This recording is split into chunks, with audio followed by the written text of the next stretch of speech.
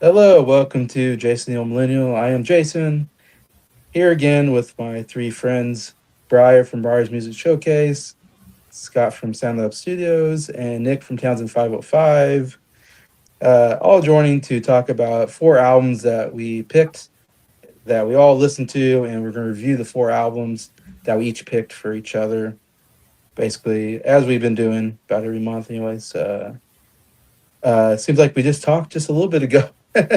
uh, just Friday, right? Or was that on? That's correct. Friday. We didn't do Yeah, it Saturday. yeah. Oh, we talked about Rolling Stones. Yeah, we just talked about that. And then Saturday we talked again. So we've been talking a lot lately.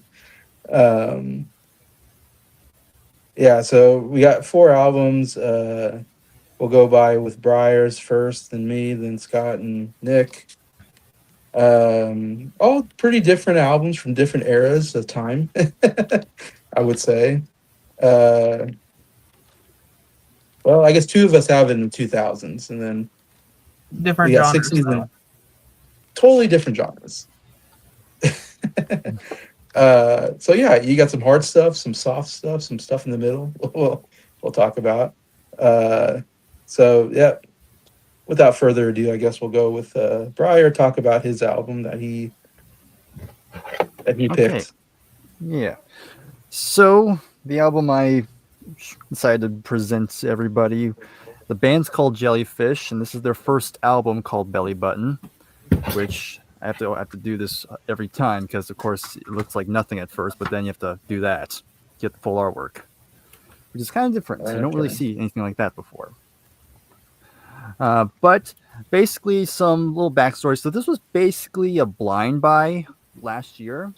I was just Okay. at a record store and I was just looking through the CDs, and then because they have a section dedicated to like stuff that just came in, so I was just looking through that first. So that's usually the first thing I do, and then I just found this, and I remember I think I heard of the name Jellyfish in passing, but I had no idea what they sounded like. I didn't even know a song by them. I just kind of went with it just because I think I've heard some people say good things about them, so I decided to go ahead and just take the risk. And I brought it home, and yeah, I was just pleasantly surprised.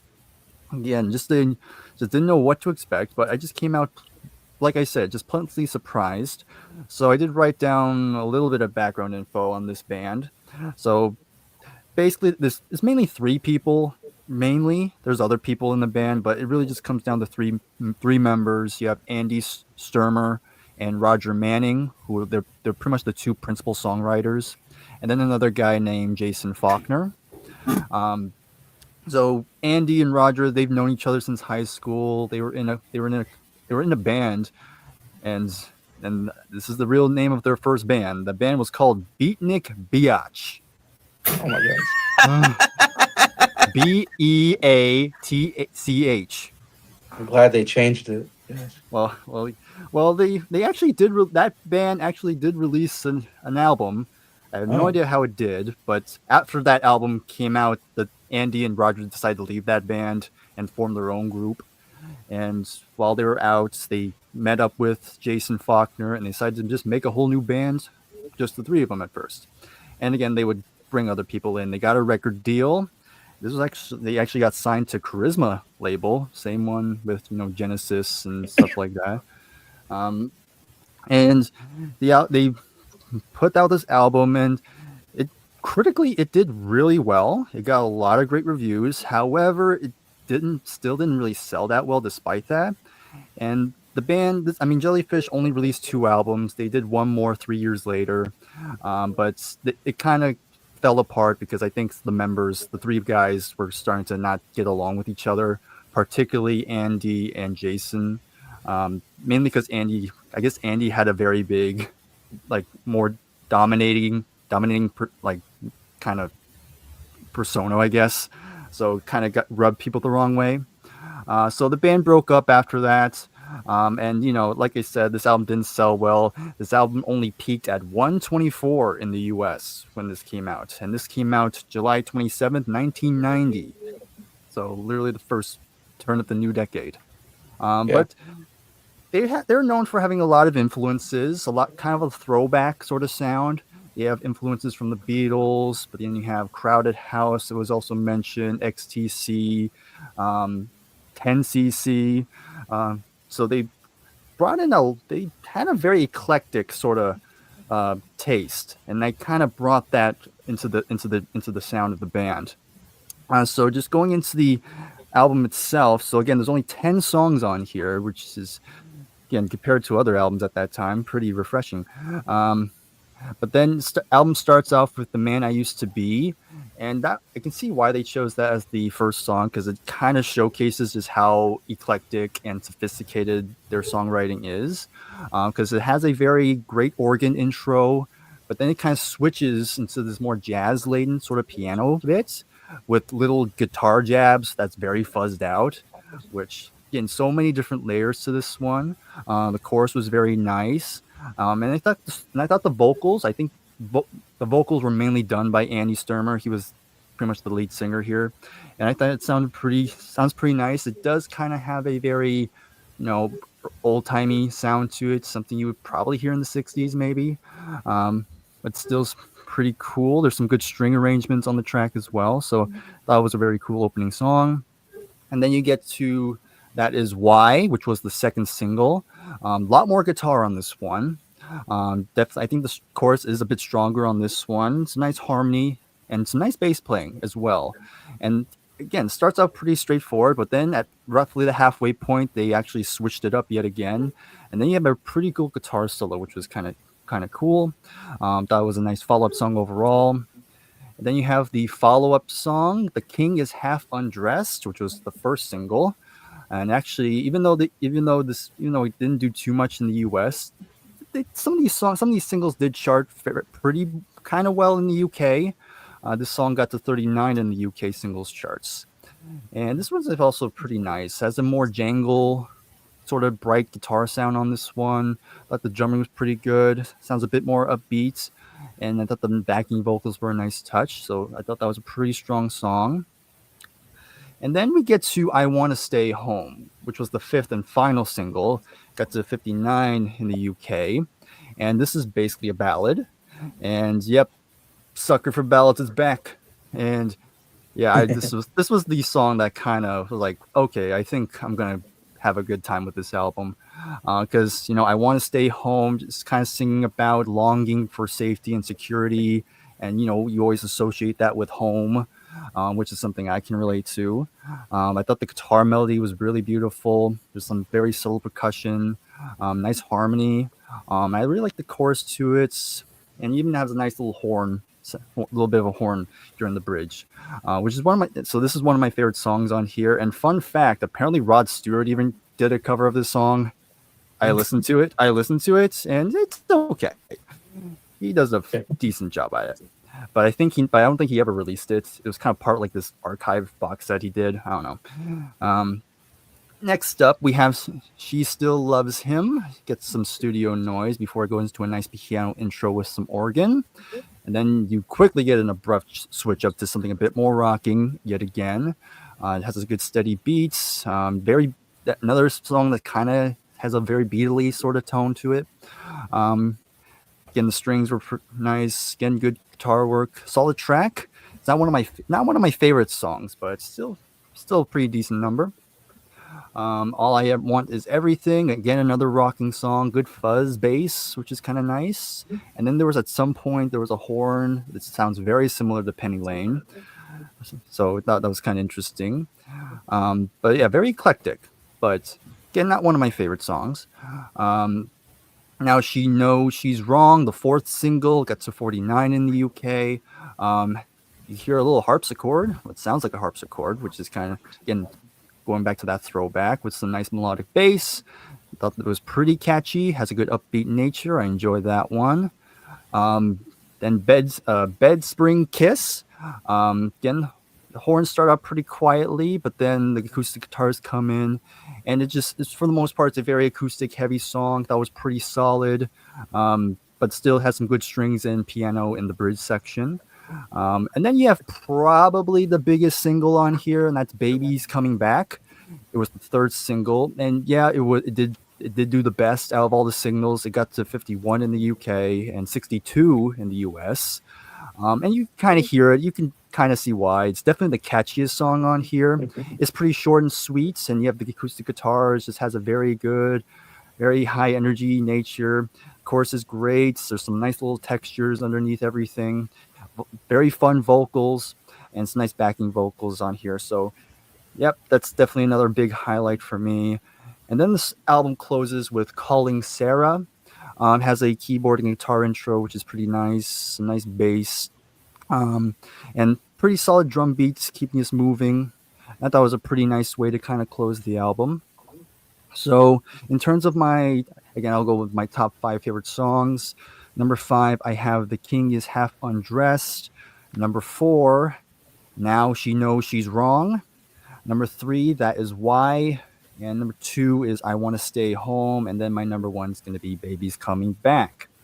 And then, in terms of a rating, I will say I forgot what I rated it originally.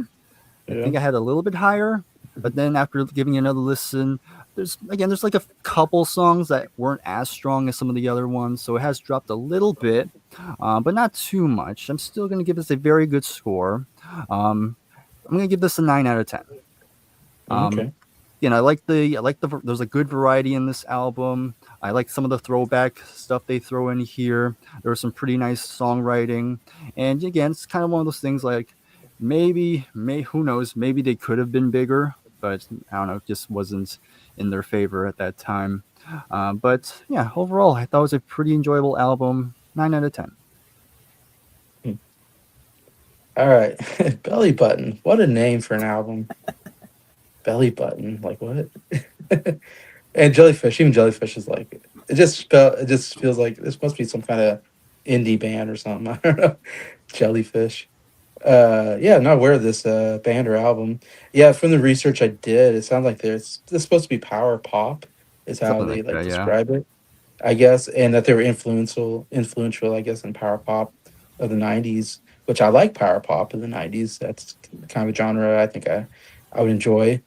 Um, yeah, and they only did 2 albums from what I understand. You said that, so evidently didn't do very. I don't know that they had a hit song that I can remember on the radio. So definitely one of those bands that kind of came and obviously a lot of bands come and go, and this is one of those. So interesting that you caught on this band. I would never have been aware of this band at all until you mentioned it here. And yeah, for me, I don't know what it was, but I just could not really get into the album that well. First listen, especially, I was just like, "What is this?" I don't know. I was trying to figure out like what it's power pop, but I don't feel like it was that power pop until maybe towards the end. It got a little more power pop because I think power pop. I think the Lemon Twigs. That's a good power pop album. The one that we did before. That's like I like that stuff. This wasn't quite there for me. It felt like it was lacking like some more catchy choruses or more something to hook you into the song, more like either guitar riff or just catchy chorus or just a memorable melody to it. I didn't really feel a lot like it's one of those like I listened to that song. It's not that they're like the worst things in the world, you know, but at the same time, I don't feel myself listening to a song and just being like, oh wow, that was cool. Like I like this, I like that. It just a lot of songs just kind of came and went for me, and I was just like, okay, I don't know. It didn't like make the lasting impact. So I guess I say all that just say like it's hard to describe this music, I guess for me, or describe this album. It's kind of a hard one. Um, so I will say like um yeah, The King is Half Undressed. I thought it was a pretty good rock song. I really like the drumming. I thought the drumming really kind of stood out on that song. Like the do do do do do something. There's some kind of drumming there. I was like, oh, that's kind of cool. And I like the chorus was really kind of cool. I thought, like I said, it was a pretty decent rock song. Um, yeah, I Want to Stay Home. That was a nice acoustic song. I like the acoustic guitar on here. Definitely maybe the softest song on the album. And not that they're not hard rock or anything, but it definitely was like I said, more of the ballad on the album. Um, and I like that chorus. Yeah, I want to stay home. Whatever they repeat that a lot, the chorus, and I like that. Yeah, it was a good song. I know she still loves him. That was so annoying. There's something to that song that just annoyed the heck out of me. I don't know if it's just the guitar playing or vocal work anyway. But yeah, a lot of this stuff in this middle part, I really didn't care for. All I want is everything. Now she knows she's wrong. Bed spring. I don't know. I wasn't into any of the songs. It's just I don't know. Wasn't really into that. And then Baby's Come Back. That was a great song. And you mentioned it was like the hit single or something, or it was maybe not hit, but it was the It was best the most single, successful single. most successful single. And I was like, okay, so that validates that I really like the song because that was the song that, and you said it, and I was going to say it, it's the catchiest song on the album, and you said it too. So I'm like, okay, so I'm like right with you on this song. Like, I'm definitely syncing up with you on this one. Yeah, I love the catchiness of it. The to me, it's like if the whole album sounded like this song. I think I would have liked it more. I feel like this was power pop. What I don't know. That was my feelings. Like when I got to that song, I was like, yeah, this is what I was kind of expecting a song like this. This sounds great. Yeah, the whole chorus. Yeah, baby's coming. I just remember really liking the chorus and everything on it. Calling Sarah, I thought that was a good closer too. I thought this again kind of fit more of the power pop sound that I was expecting. And again, I really like the chorus. They kind of elongate the calling Sarah or something like that. Like I like how they elongated each word on the chorus. It was really cool and yeah. So it was a good ending to the album. But the middle part, I don't know. It just was nothing to me. It was like it wasn't good, it wasn't bad. It was just like didn't really leave any impact on me. So saying that, I went with the top three. My number three, I went with I Want to Stay Home. Number two, Colin Sarah, and number one, Baby's Coming Back. We agree on that one, and I agree with everybody that liked that song. It's like yeah, that was definitely the song. So I'm giving it a 6 out of 10. I'm sorry, I listened to it twice and I just couldn't get into it really, except for a couple songs here and there. So I don't know. There wasn't just anything in there that made me just nothing stood out to me, I guess, if that makes sense. I don't know. Okay, Jellyfish. It's an interesting name for the band. I will say the name of the album is just weird. I was like, what am I getting into when I'm listening to this? Is this going to be like a joke album or what? I had no idea what to expect. But this turns out came out in 1990. 1990 is kind of a weird year because everything that comes out then either sounds like holdovers from the 80s or is way ahead of its time and is kind of pointing ahead to what's coming up in the 90s. And I think this one kind of falls into the second category because it sounds you hear it and you're like, oh, this sounds like it could have come out way later in the 90s, not like really early in the 90s. Like I heard my album last time was the Depeche Mode album. That sounds like it could have come out in the 80s and it came out the same year. Yeah. But this is like, this sounds like it could have come out in like 1993 or something like that. Listen to this album. This is going to be a really weird description of this band, but the way that I kind of got the vibes from them is that they sound like a combination of, and I know one of these bands hadn't even come out yet, but they sound like a combination of the Beatles, the Zombies, and Radiohead. I don't know why but that's the vibes I was getting from this album. And I was like, that's kind of a weird vibe, but like, okay. I was actually pleasantly surprised listening to this. Looking at the album cover and like, the title and the name of the band, I was like, this is going to be a stupid album. I listened to it, I'm like, this is actually pretty good. The Man I Used to Be had some cool organ at the beginning. Good. There was like a xylophone or a vibraphone or something like that. Little line that comes through every once in a while that I thought was cool. Dumb title, but The King is Half Undressed was an awesome rock song and had a cool change up in the middle. That one was really cool. Oddly enough, I don't remember a lot about I Want to Stay Home. You guys were talking a lot about that one. I don't remember a lot about that one. I probably need to listen to that one again. I had the exact opposite reaction to She Still Loves Him as Jason. I thought that song was awesome. It had the harmonies on that song sounded like it was the Beatles, and then the guitar solo was epic on that one. Now She Knows She's Wrong sounds like the Zombies. I like the harpsichord in there. It sounds like an Odyssey and Oracle song. I love that. Bed Spring Kiss kind of has like a bossa nova vibe to it, or like kind of a jazzy thing that I thought was cool. Some good upright bass playing. And I'm right there with both of you guys. Baby's Coming Back is an earworm. It's an awesome song. Yeah. Baby's Coming Back. You're going to have that stuck in your head when I don't know why Yeah. that song wasn't bigger than it was. And Calling Sarah was a good way to close the album out. So I'm going to go. I have a top five. My top five is. I'm going to switch a few things around. Number five, The Man I Used to Be. Number four, Baby's Coming Back.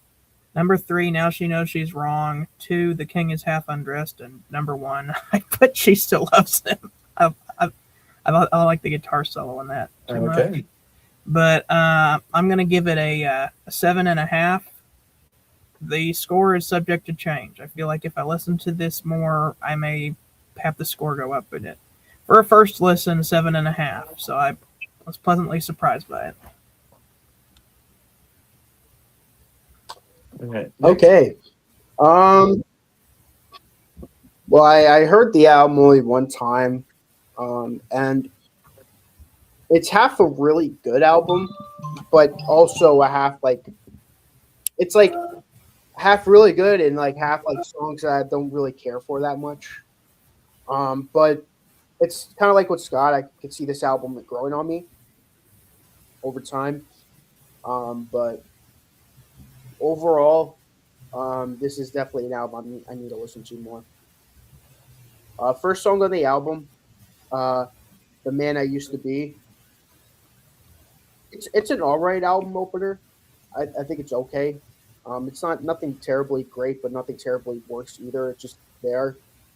Just sounds like your run of the mill like 80s 90s song. Same with That Is Why. I'm not too crazy about the first two songs on the album. Maybe if I listen to them more, I'll get into them. But I'm just not. I'm not huge on the first two songs on the album. Again, I listened to it on YouTube, so if I get the order wrong, let me know. But the third song that I listened to was "I Want to Stay Home." I think that's a really good song, really great ballad. That's one of the songs I really liked on this album. It's slower but really nice. She Still Loves Him. I'm with Jason. I didn't care for this one at all. In my opinion, it's the weakest song on the album. I don't know why. I just didn't care for That's it. funny. I'm the same way. It's weird. There's just something about it. Like I'm like, I couldn't get into it. I wanted to get into it, but I couldn't get into it. Scott's favorite song. That was the one that I'm had sorry. the strongest Radiohead vibes for me. So maybe that's Okay. even though they Yeah, me and didn't Jason are release their both- debut till 3 years later, but Right. ahead of its time, I guess. Me and Jason are really. No, We're not no, too big on Radiohead, so that's probably. no. All I Want Is Everything. Again, it's kind of middle of the road for me, but it's okay. See, now here's the part that I really like about the album, Bryer. It's the second half. I think this album is very backloaded. Now she knows she's wrong. That's such a catchy song. It has like a Baroque feel to it. Scott said it perfectly. It has like a zombies vibe to it. More specifically, Odyssey and Oracle vibes. I think that's pretty cool.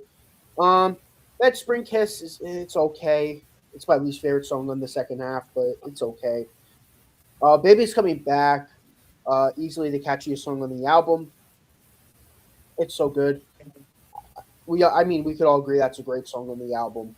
Yeah, I think I'll It's agree really on good. that. Calling Sarah, that's a great song on the album too. Easily one of the best songs on the album. That Is Why it's a good song too. I wouldn't say it's a strong album closer, but it's pretty good for the album. As for my top five, number 5, That Is Why. Number 4, I'll go with I'm gonna go with the third song, I Want to Stay Home. Number 3, Calling Sarah. Number 2, now she knows she's wrong. And my favorite song on the album, Baby's Coming Back. That song is really good. All right. As for am I cutting in and out, guys? Just a little bit, but we I can. think you're lagging a little bit, maybe. Did you hear what I said though? My top 5. Yeah. Okay, cool. My score, Bryer, I'm gonna give it the same score Jason.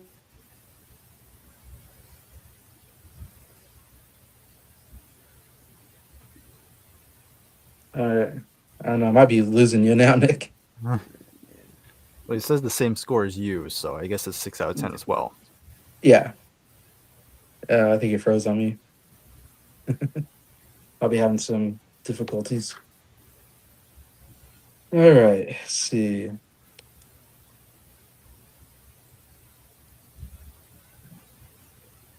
Look at the scores. I'm guessing this is somewhere around, probably averages around 7, maybe.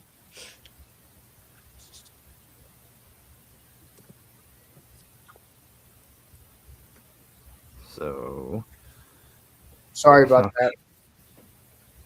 Yeah, my internet gave up on me. Oh my gosh. I can I relate. got you twice on here. Just remove the other one from the stream. There we Yeah. go. There you go. I get it. Okay. Yeah. Okay. Yeah, I was just say I know how you, I can relate to you, Bryer. It's pretty annoying. Anyways, you heard my top 5. My score. I don't think the streamer likes the score I'm going to give it because it keeps messing on my internet. Like Scott said, this is very subject to change, and there's some really great songs on here, Bryer, and this was a good discovery to some of these songs. But for now, I'm going to give it a 6. I'm going to give it like a little bit above Jason's. I'm gonna give it 6.5 out of 10. 6.5. Uh, All right. so it's not the best, but there's some really great stuff on here that I really like.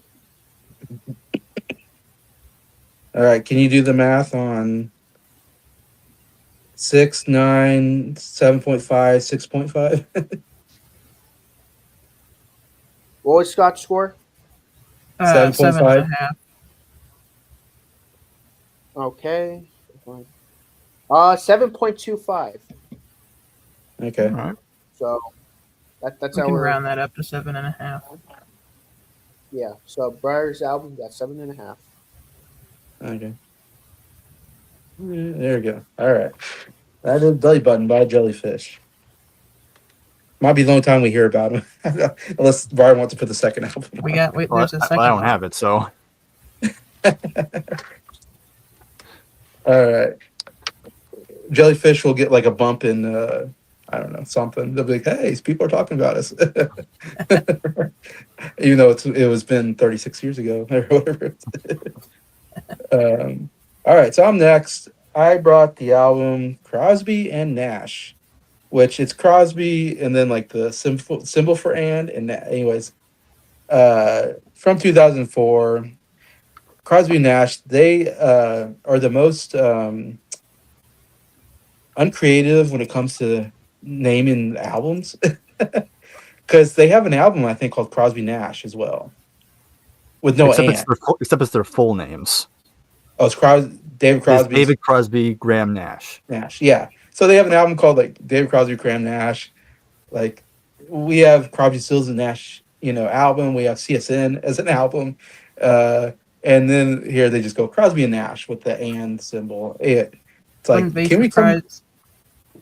Wouldn't be surprised if they made an album called Crosby, Nash, No Stills. It's like, yeah, they don't think much about their album names. I think it's kind of funny. Anyways, but yeah, this was the last album that Dave Crosby and Graham Nash collaborated with on, and back in 2004, because they did have a falling out later on, unfortunately, and never collaborated again. But they had collaborated before, of course, with some earlier albums. One of my favorites is Whistling Down the Wire, I think it's called, is a pretty good album. And their first album is pretty good too. I can't remember how many they made together, but they're a really good duo. They're one of my favorite duos. I love their voices together; sound so good. Nash, of course, I love his high tenor voice, and it mixes really well with Crosby's voice. A little bit lower, though doesn't have a low baritone voice, but it maybe seems slightly lower than Nash. But together, I love their voices. So the reason why I put this album on here is for a very special reason for me.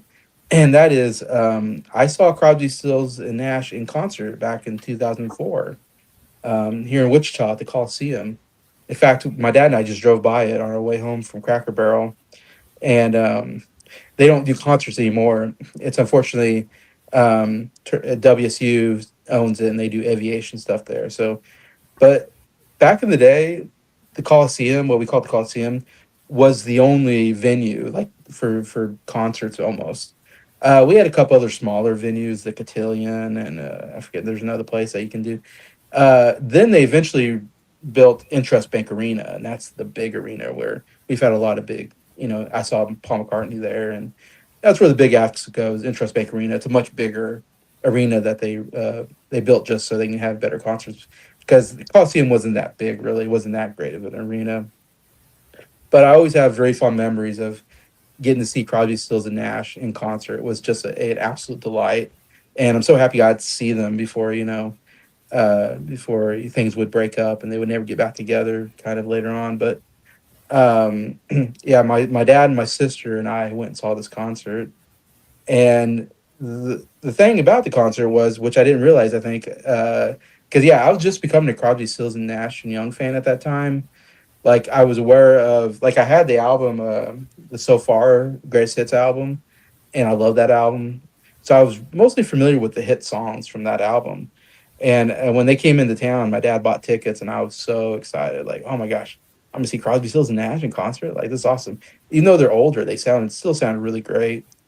But they were promoting this album, Crosby and Nash. They were coming. They were doing a tour with Stills, um, and playing songs from this album as well as their big hits. So, and I was not aware of that. I don't think at the time, if I remember right. Again, 2004. I'm 21 at this point. Um, and yeah, of course I was. And the only thing is, they didn't play "Sweet Judy Blue Eyes." They did not play the best song, and I don't know why they didn't play it. All three of them could have played it. They don't need Young for that song, I don't think. So I'm still my dad to this day. If you mention that concert, my dad will always go, "They didn't play Sweet Judy Blue Eyes." My dad's still mad about that, and I kind of get it because I'm like, what the heck? We got gypped out of the best song. But they played all their other big hits that throughout their mostly from their first two albums.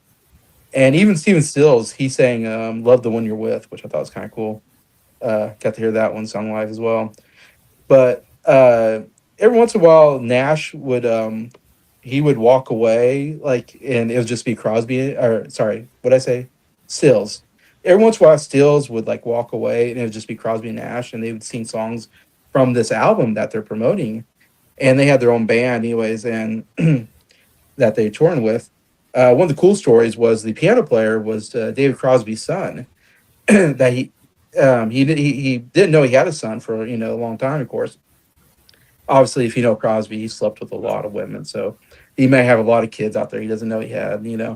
And evidently, one of them, one of the women he slept with back in the day, got pregnant, and he didn't know he had a son, and till later, and then he found out that he had a grown up son, and he found him, reconnected with him, and I don't think his son knew. Maybe his son's the one who found out that his dad was dead, which is crazy. Finding out one day that your real dad's David Crosby. I mean, what's that like? I'm guessing the mom probably hid it for most of his growing up.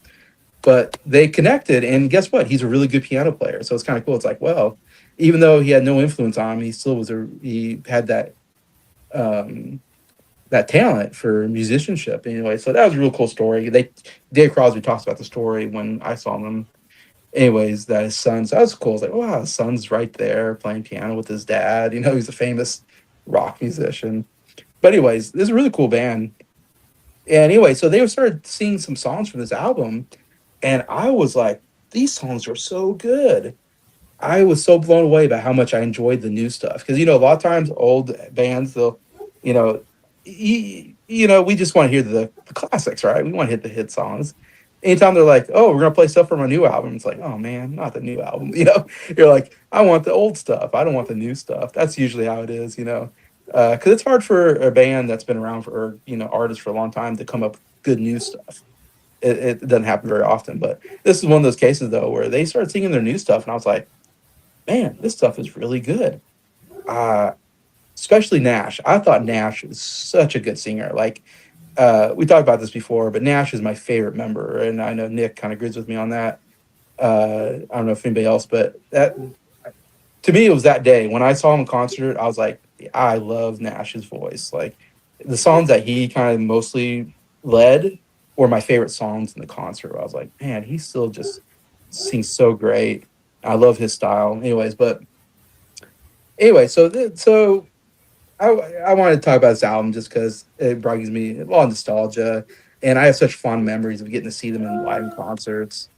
One of the best concerts I've ever been to in my life, and I'm so happy I got to see him. Uh, so I guess talking about the album, it is a double album. I forgot about that. So there's a lot of songs on here, but to highlight some of my favorites, "Lay Me Down." That was definitely the song that they kind of promoted the most because I did see them like appear like on the Today Show or something like that, and they'd always sing "Lay Me Down." So that seemed like the song they really, I think, really thought was like the hit song, if you want to call it that. But it's a really good song, really good harmonies between the two. Do I hear quite often? I think the song's amazing. It's a beautiful, beautiful song. I love how it starts with like Crosby singing, and then Nash comes in, and they sing together on the chorus, which is great. And then Nash will take a verse, and then back and forth. So I love how they both kind of have equal time on the song. But I don't know, it's a cool song about like, you know, almost a song about, you know, reaching out to people and togetherness. And even says, you know, people say don't talk to strangers. I say, why the hell not? If we don't talk to strangers, what do we got? A world without laughing, a world without. Anyways, I thought that was really cool. That verse was really well written. You go, oh yeah, that's kind of cool. I mean, you don't want to talk to all strangers. Some you probably want to keep away from them, but I think there's a good message in there about, you know, making friends with people, you know, and not keeping to yourself. I don't know. I thought it was a real beautiful song. I really love that song. Jesus of Rio. I love the song. Um, Really mainly a Nash song. Again, I love Nash's voice on here. And before he sang it, he talks about there's a statue in Rio de Janeiro, I believe, this Jesus statue, which I didn't know about at the time. But if you ever see, like, it's a huge, it's like one of the biggest statues maybe in the world. It's just this giant statue of Jesus with his arms open on this big hill that you can see from anywhere, I think. And so he kind of talks about how, yeah, he wrote the song from this, you know, seeing this statue, and it was a cool story. He told a story about how he wrote the song, and then he goes into that. Man, I love the acoustic guitar on here. The guy that plays the guitar, man, so good. I love the solo on here, but I just love that Jesus of Rio. Oh, it's so beautiful. And he's talking about, you know, on one side you got poor, one side you got, you know, rich, I think, and talking about like just how, you know, they all look up to this Jesus statue for, you know, hope. I think it's just a beautifully written song, and I love the music on there. Um, Again, I'm gonna skip some stuff because there's a lot of good stuff on here, though. Um, "Don't Dig Here" was a kind of a cool song. It's maybe the most rocking song on this album, and I like more of their more, you know, folk style, more softer songs. But this was a kind of cool rock song, and they told a story about the, you know, basically like there's a mountain where they buried nuclear stuff into, and so the whole it's a and they wrote it again. Crosby Nash very liberal, so it's a very, you know, anti, you know, nuclear whatever, you know, kind of song that they would do back in the '60s. So it's kind of a protest song in a sense. And so if you hear the lyrics, you know, they say, you know, basically, you know, stay clear of this mountain. You can dig for diamonds if you must, or something like that. You can dig for this or whatever in the dust, uh, but stay clear or something of this mountain. Don't dig here, because if you dig here, you're gonna get some nuclear stuff. Anyways, uh, I love the chorus. The chorus is so good. The harmonies are really great. At first, I wasn't into the song, and then when it gets that chorus, I'm always like, man, that is a really nice chorus. "Milky Way Tonight," another amazing Nash song, another beautiful, beautiful song. Again, I remember Nash saying something like, "If you look out in the sky, you can see the Milky Way." And then he starts in the song, and I'm like, what is he talking about? Oh, he's he's like getting into the song called "Milky Way Tonight."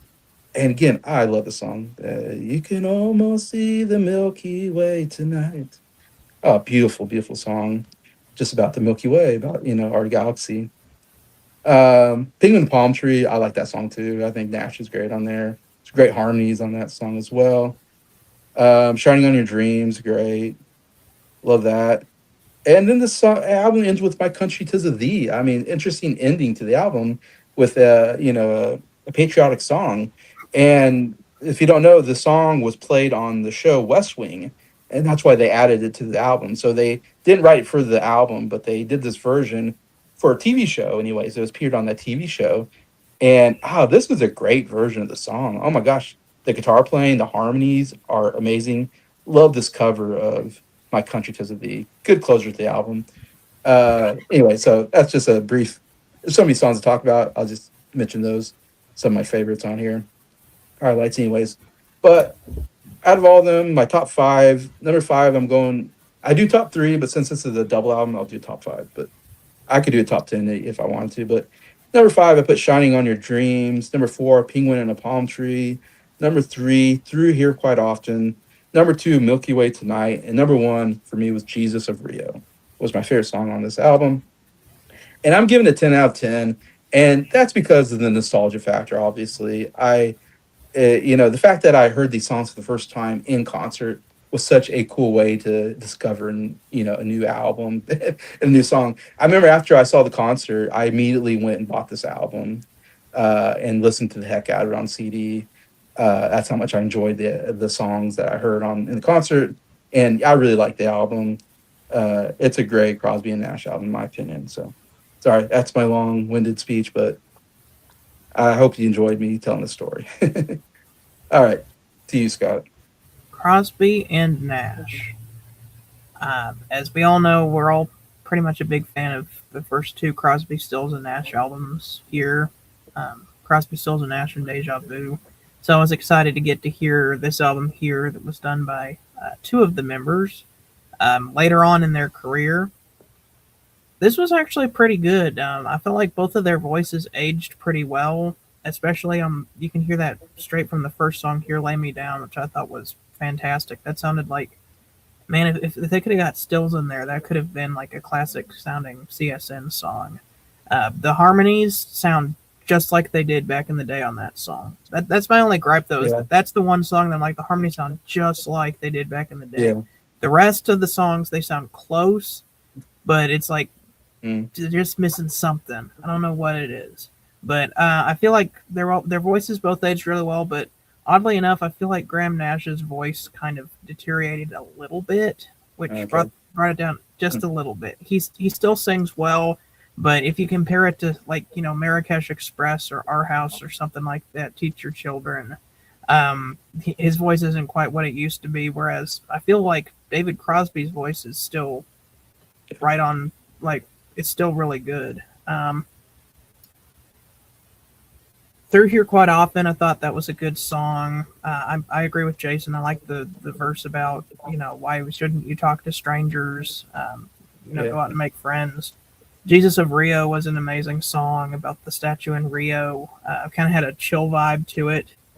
I Surrender, I thought that was a really good song as well. That was more of a ballad. Mm-hmm. I really like the song Luck Dragon. I don't know why. It sounded kind of, it was giving me some Steely Dan vibes, but with David Crosby singing, and the guitar solo was epic on that one. I don't know why I like that one so much, but I like that one. Half of Your Angels, I thought that was another really good song on the album. They Want It All was kind of them poking fun at rich politicians for a little bit. Jason talked about Don't Dig Here. That one was pretty good. Milky Way Tonight is good. I like that one. I have no idea what Charlie is about. I thought the lyrics were kind of abstract on that one. Yeah. I don't know what they like. Is it a dog or I don't know. I did not care too much for Penguin in a Palm Tree. I'll say that. I just thought that it was kind of a dumb song, but it wasn't terrible. I just didn't like it as much. Well, that's wrong with me. Yeah. And they call me a penguin in a palm tree. They call me a penguin in a palm tree. Yeah. You kind of like speaks the chorus. I I liked the song Michael Hedges here, which was a tribute to a guitar player that toured with them, whose name was Michael Okay. Hedges, who had died a few years back when this album was released. I liked that song. Um,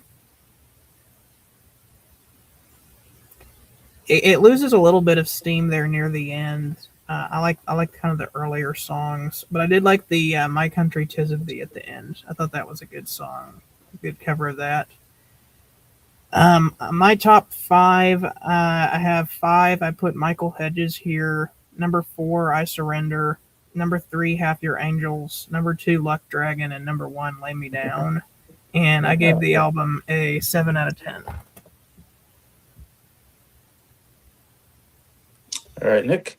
My biggest thing with this album is it's way too long.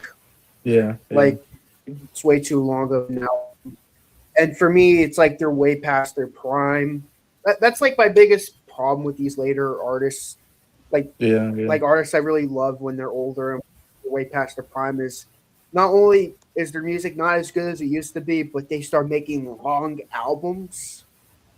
Like imagine if we would have had like Crosby, Stills, Nash and Young make like an album like this when they were in their prime. I would love that, but now I'm just like at this point now I'm like, yeah, maybe go with just 10 songs or whatever, you know. You're nowhere near as good as you used to be. This is an okay. 12. It's an okay album. For me, it's just there's stuff I like on it, but it really loses me after the first disc. Like it's the same thing kind of, and it's just them and their old voices. I don't know. I just don't have a personal. I mean, maybe if I was in Jason's spot and I went to the concert and they were doing the songs like that, I would be the same way because personal connection out of bias. But you want to talk about a really good Crosby, Stills and Nash album? They released an album I think like 1975. Forgetting the name of the album. It was really good though. Wind on the Water. That's a really good album. Yeah. I think their first two albums are really good. Graham Nash, David Crosby. Their first two albums are really good. Third album, Whistling Down the Wire, is okay. Yeah, this one of their four albums, it's my least favorite. Sorry, Jason. It's just I listened to this once a while ago, like a very long time ago. This was like back when I was getting into Crosby, Stills and Nash. This was way before we met. This was kind of like around the time I was listening to the first album. I was really getting into the Crosby, Stills and Nash stuff, you know, trying because I kept hearing about them, and I was like, oh, they did a duo, and check them out. So I don't know, just there's songs I like. I'll give you my brief thoughts on the songs I do like. Lay Me Down, that's a great song. Through here quite often, that's really good. I Surrender is pretty good. How Does It Shine is good. Charlie I liked. My Country 'Tis Thee, that's a good album closer. But overall, it's one of those albums where I was listening to it for this album exchange, and by the end of it, I'm just like, I don't remember half of what's going on here. I don't remember half of the stuff. Yeah, it's a lot. It's just if they would have condensed this to like, if they would have condensed it to just like one album, this would be like a really good like late period Crosby, Stills and Nash album. If they would have just condensed it to the one disc, but yeah, that's my only problem. Too long. Maybe when I listen to this again, I'll make like a mixed version, like you know, like one disc only. That I'll listen to on my own. But overall, I hate to give this a low score, but I gotta give this a 5 out of 10. It's not a low score, but it's like in the middle. Nothing terrible. I'll tell you this, Jason. There's not a song on this album where I'm like, this song's garbage. I hated it. But it's just nothing. But at the same time, there's nothing on this album where I'm like, this song is awesome. This is like this should be like on a compilation or whatever. This is like one of those Hmm. albums where it's like it's good. Hmm. It's a one of those middle of the road albums. That's pretty much about it. All right, Briar. Your thoughts on Crosby, Nash? Okay, so I mean, I don't know if you noticed, but just a second ago I held up another album because I do have a little history with Crosby and Nash because I do have this album from We Have Wind on the Water, and it's a good album. I do enjoy this album.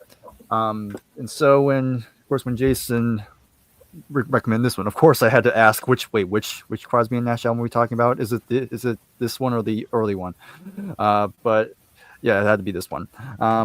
The one I saw in concert, yeah, it would have been that Yes. one. Yes. Not 1975. Yeah, no.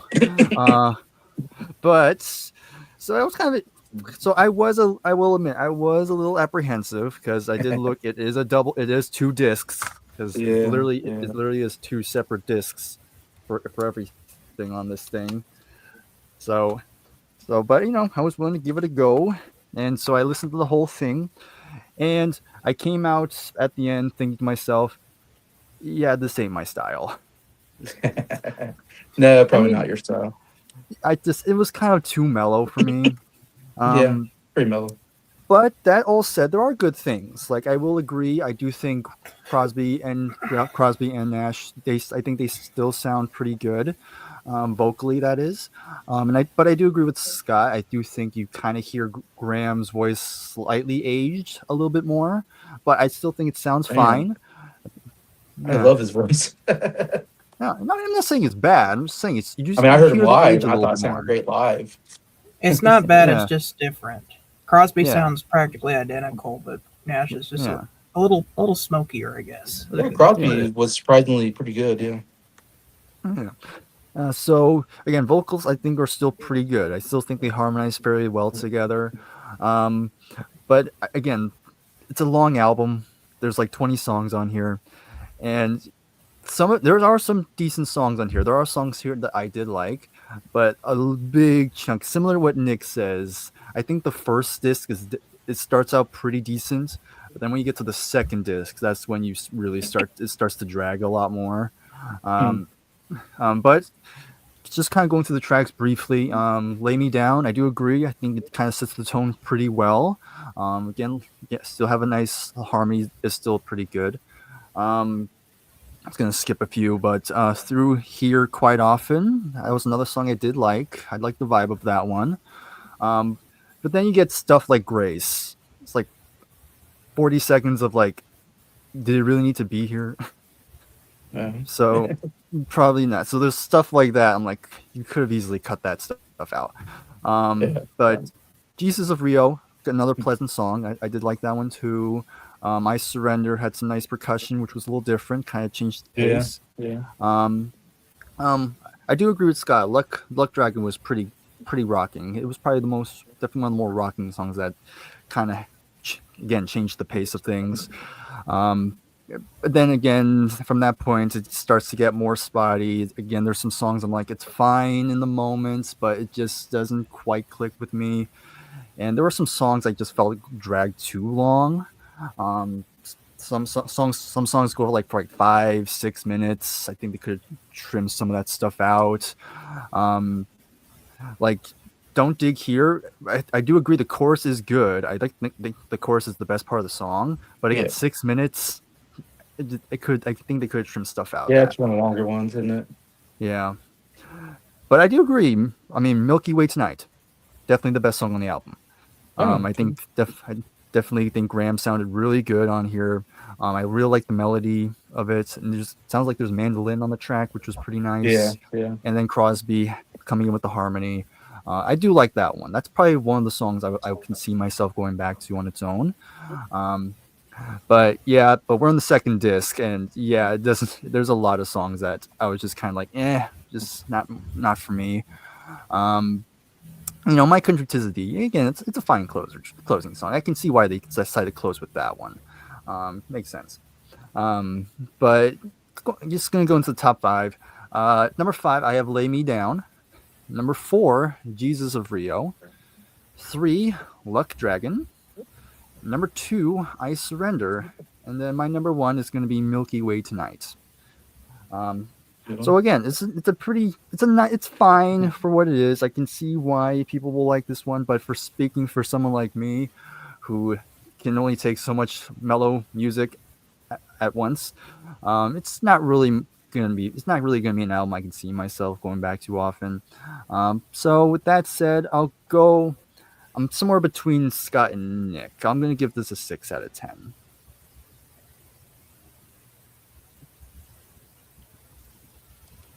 Well, I guess I have to say, if you heard it in concert, it was fantastic. Not I bad. love the songs. I was blown away by these songs. Jason, sometimes it feels like you try so hard and get so far, but in the end, it doesn't even matter. Which is a good segue into our next album. Interesting because it went 10, 7, 6. We all give it different scores, and it kind of ranges from 10 to 5. So probably somewhere around 7.5 as well. Maybe, I don't know, 7, somewhere in there. All right. What did you bring, Scott? You already talked about it here. Yes, that one there. One of the most iconic albums of the 2000s, early 2000s. I brought this to kind of introduce a popular really early 2000s album. To set the stage of music at this time, the main rock genres at this time, because pop is also doing really good, and hip hop, rock, and hip hop are big at this time, but rock is brought into different genres. You have the alt rockers who are kind of more riding the trails of grunge, shall we say. That's like people like the Foo Fighters. Still like we did Creed a few times ago, Three Doors Down, stuff like that. Like nowadays you'd call that dad rock or butt rock, or what's the other one? Nickelback. Those are the like the alt rockers, so to speak. And then you have more. That's kind of what this is. What they would call new metal, which is hard rock mixed with hip hop. That's kind of what this is. They had that, and then the other is garage rock, which kind of kicks off later in the 2000s, where you get stuff like Jack White, or we already did the Killers. I've introduced that as well, and then you have indie rock, which is more. That's a completely different thing too, but that's kind of the musical soundscape of rock in the 2000s. I picked this because the lead singer, Chester Bennington, is insanely good. He can just, and you guys can probably attest, very powerful vocalist, and this just sounds like the 2000s. Listening to it, very well, of its time and timeless at the same time, if that can be a thing. And I know Jason's wearing the Back to the Future shirt there. That's a very 80s movie, but it's also very timeless. So I think you can kind of get that. But this album kind of tried to fuse the sounds of hard rock and hip hop. In fact, there's 2 vocalists. There's also a rapper on here as well. His name is Mike. Let me pull up the track listing here just so that I can get all the songs. This album starts out with the song Paper Cut, which has a cool intro that goes do do do do do do, and then there's like these record scratches on this album as well, and it's like some samples of stuff. Very heavy guitar to open this up as well. They kind of like half rap, half sing, half whisper some of the vocals on there. I think that song is really good. Second song, which was the first single released from the album, One Step Closer, probably the heaviest song on the album, especially the bridge where he's just like screaming. That song is really good as well. With You, another really good song with some good guitar, very powerful. That one kind of starts out a little bit softer and then builds in the chorus. Points of Authority, another really good song on here. And then we have another one of the singles, Crawling. That song is awesome as well. Really good chorus, very powerful. Runaway by myself, also very good. And then I think you can't really mention this album without talking about the biggest single from the album, In the End, which really is one of the most iconic rock tracks of the 2000s. This song pretty much sums up the album in a nutshell. It's rapped verses with the sung chorus and awesome guitar. The piano at the beginning is really cool. The down down down down down down down down. Place for My Head is awesome as well. Forgotten is another one of the heaviest songs on the album, and it just kind of just starts right away with the guitar coming in. Then we have an instrumental song, Cure for the Itch. That's kind of a I don't know what that was. That was probably just them Yeah, what messing was around. that? It's an instrumental. It's definitely my least favorite on the album, but it's fun for Okay, what it cool. is. And then the album closer, Pushing Me Away, really good as well. This is one of those very culturally important albums, and they would go on to have a very big career after this album as well. Top five, number 5, A Place for My Head. Number 4, Paper Cut. Number 3, Crawling. Number 2, One Step Closer. And yeah, number 1, In the End. It played a lot, but it's awesome. And I am going to give this a 10 out of 10. I Okay. don't ever want my album to be the highest score. I'm always wanting someone to bring something. I'm like, I want someone else to bring something better than what I got. So I'm not trying to just be like, oh, mine's the best all the time. But Yeah, it's hard. Yeah. I Did do we, really. sorry. Did What we was it? get the average for the last album, by the way? No. What were their scores again? Mine was a For 7. 10, 6, 7, 7, 5. 6, 5, 6, 7, 5. Please say those in a different order. We're gonna have middle schoolers geeking out.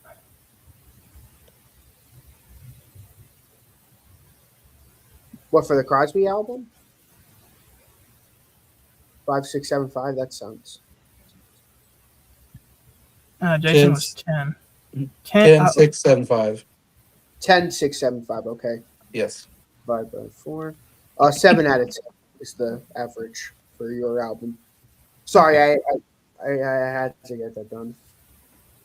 So, was that your final thoughts on the album, Scott? Yeah.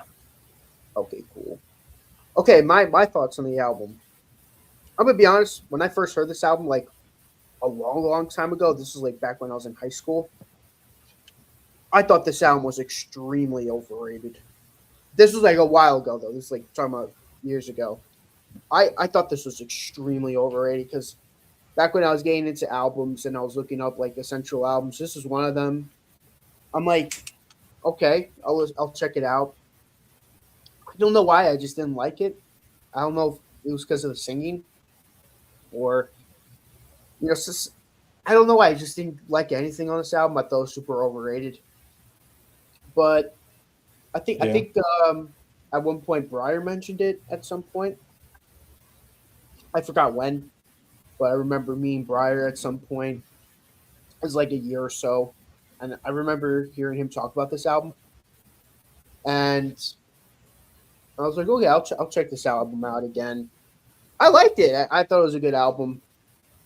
Still some things I wasn't crazy about, but listening to this album again for the third time for this review, this album has really grown on me.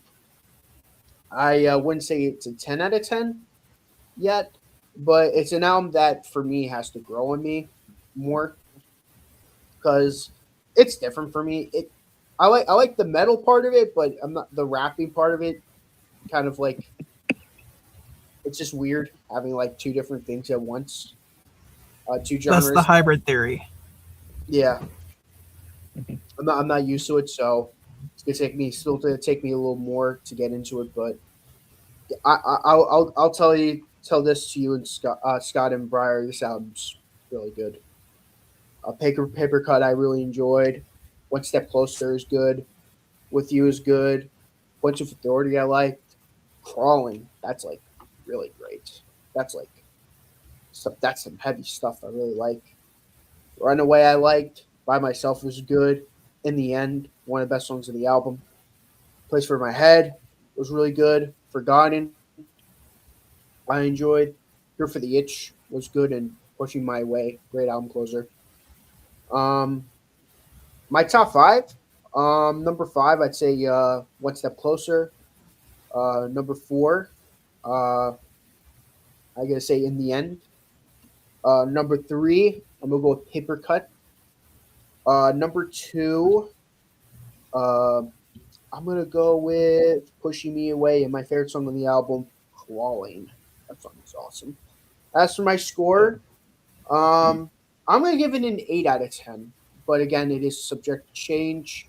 Trust me, if you would have asked me this when I first heard the album, it would have been a really bad score, like really bad score, like maybe like sub 2, like below a 2 out of 10.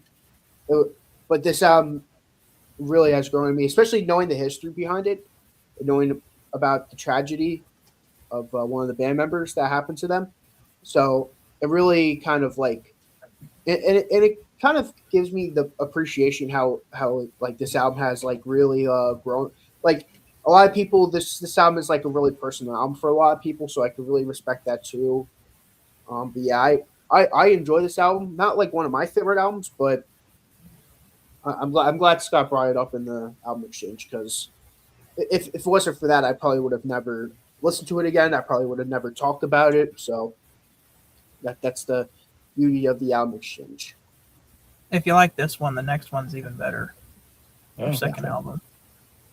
Oh, and I guess I forgot to mention this, but the album was mixed by a guy named Andy Wallace, who also mixed another very big record in the 90s, Nevermind by Nirvana, Oh Okay. wow. and Grace by Jeff Buckley. We look it up. He's done either Okay. production or mixing on so many famous records.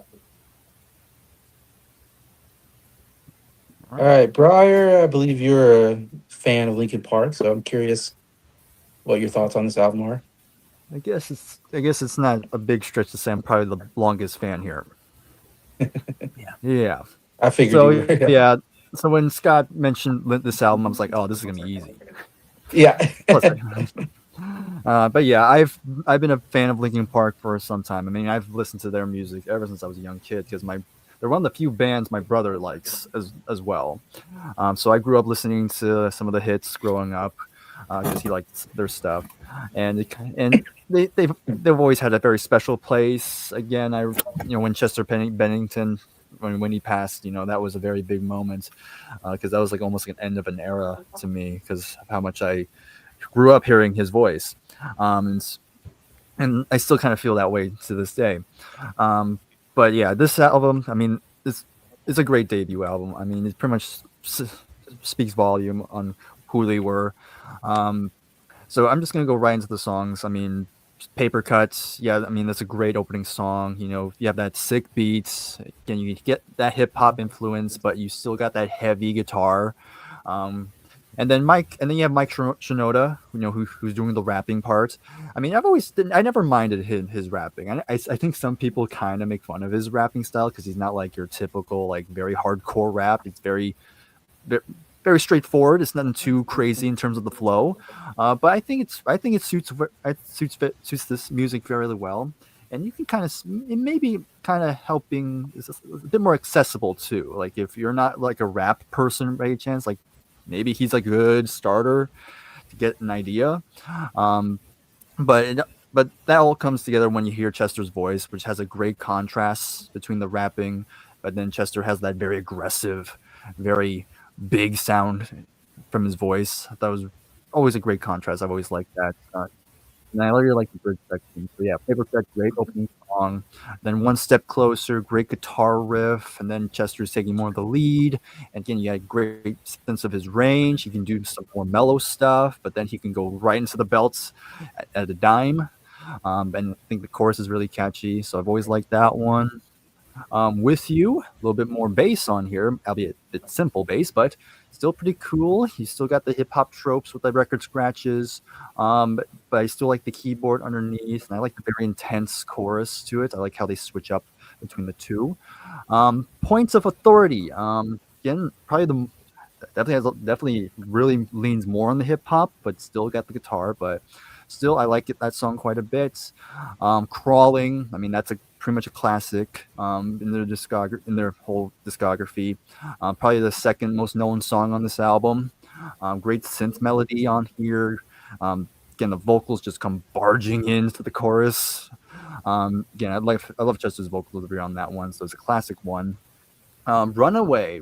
I think it's a pretty underrated song. I really like the synth intro of that one. They have a nice guitar melody. Again, I like the chorus to it. The chorus I think is pretty strong, and it kind of gets bigger towards the end. Especially again, Chester really gives it his all in that one. By Myself, again, one of the more heavier songs. Has a bit more of a quirky sort of rapping style than on the previous songs, but I still like it. Still has a good solid chorus. And yeah, in the end, I mean, that's probably you can make the argument that's their signature song. That's the one you will always hear from them, and for good reasons. I mean, the second you hear that kind of that keyboard / piano intro, you know what you're getting yourself into. You know you're gonna get hype with that one. But yeah, it's a great song. It's one of my favorites, of course. A Place for My Head, neat guitar intro, some good solid drumming on there. Again, the rapping has some good flow. Another good strong chorus. It's not one of my favorite songs on the album. Doesn't stand out as much as the previous songs, but again, Chester still has a good moment towards the end. Forgotten, again, more heavy. Again, really good good kind of switch up between the verse and the chorus. Yeah, Cure for the Itch. Yeah, that's my least favorite track on the album. Yeah, it goes without saying, it's instrumental and like it's something. It has an interesting skit, I guess. But yeah, it's definitely the weak point on the album. But Pushing Me Away definitely kind of brings it up. And it's interesting. I hear this song. It almost sounds like a precursor to Numb, which will be on the next album. It has a very similar structure in the beginning. It's the closer on that album too. Yeah, but it's just interesting. But really good chorus to that one too, and it's a very strong closing song. So going into my top 5, number 5 I have Paper Cut. Number 4, One Step Closer. Number 3 I have Crawling, and 2 I'm going to put Runaway. And yeah, for number 1, in the end it doesn't matter because yeah, number 1's in the end. But there you go. But in terms of my score, it's not quite going to get a 10 out of 10 because again, there's maybe a couple songs that maybe aren't as strong, and then there's Cure for the Itch, which also doesn't help. But I will say the next album, Meteora, yeah, that's to me, I do agree that's a better album. It's my favorite personally. Okay. But this is still a really good debut. It's still gonna get a very high score, a 9.5 out of 10 from me. I think their first I two for sure albums thought it are would be like it's. Yeah, just like I said, the next album that's where there's more songs there that speak to me a lot more on the next album. their first two albums are both 10s, but the second one's even better. And the second one has Breaking the Habit, which is actually kind of a more down tempo song, which is there's more dynamic contrast on the second album. It's not all angry. That's actually the first Linkin Park song I heard was Breaking the Habit. Breaking the Habit is an awesome song. Yeah, that's my favorite Linkin Park song. In the end, shouldn't that have been the closer? I mean, how do you have a song called "In the End" not be your closer? I don't. I mean, it's the matter. end. It's the end. the Beatles had a song that was the end. It was the closer. Yeah. So Hybrid Theory. I mean, where were you guys in 2000? I was a sophomore in high school. I was 16 years old, so I remember this stuff when it came out. Not yet Maybe 1 more. year old. Maybe more than you guys. You guys, I don't know if we're even aware. Yet to be born yet. Yeah. So this is an interesting thing when we get to an album like this, and I can go, I'm the old guy, so I can go, I remember this music, like when it came out and how the impact it made a little bit more because that, though I wasn't listening to the album at the time, I remember the songs on the radio.